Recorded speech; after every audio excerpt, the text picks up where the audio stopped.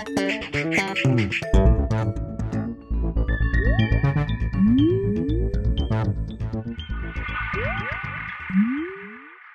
everyone and welcome to The Vortex, where lies and falsehoods are trapped and exposed. I'm Michael Voris coming to you from Spain, so welcome to the first few days of our coverage of World Youth Day activities. During one of the many world trips of his pontificate, Blessed John Paul II once stood with his back against the Atlantic and symbolically yelled across Europe, across the European continent, and asked them to rediscover themselves and re-find their Christian roots. To paraphrase, he said, "From the Atlantic to the Urals of Russia, the faith needs to be reborn and a new evangelization take place." That was over 25 years ago. Obviously, most who heard that message ignored it.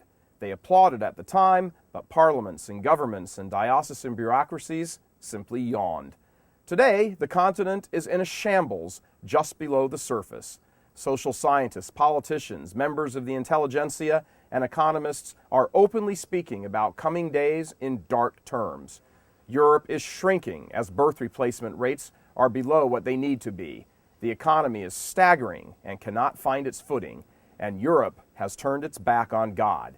It is this Europe that Pope Benedict is seeking to reinvigorate, to challenge, to pick itself up by rededicating itself to the Catholic faith. This has been a consistent theme of the Holy Fathers since he was elected Pope over 6 years ago. He's met with stiff resistance in virtually all the halls of power that he has visited, including many halls within his own Vatican. The liberal and progressive forces inside and outside the Church want a robust Europe without God, a man-made heaven on earth. Benedict says this is not possible, that attentive listening to God is the condition for seeking the common good, for seeking justice and reconciliation in the truth. So when the Pope comes to Spain next week, he will no doubt strike some familiar-sounding themes and make his appeal to close to 1 million youth from all over the globe. An appeal that, should it go unheeded as much as his earlier ones have, will undoubtedly see the world continue to sink into turmoil and unrest.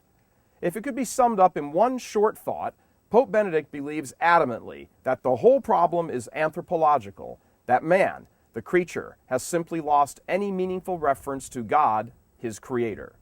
As the most basic relationships are therefore abandoned, man gets what man deserves. It is this outcome that the Pope is trying to stave off, and it is to the youth that he will make his most ardent appeal yet. God love you. From Spain, I'm Michael Voris.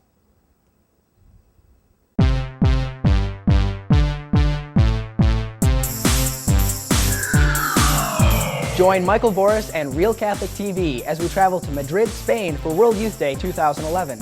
Catch all the action this August on our No Bull in Madrid website, nobullinmadrid.com, where you'll find the best kind of bullfighting.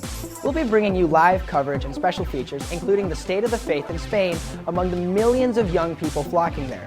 So click on nobullinmadrid.com, where Real Catholic TV will be taking the bull by the horns for you.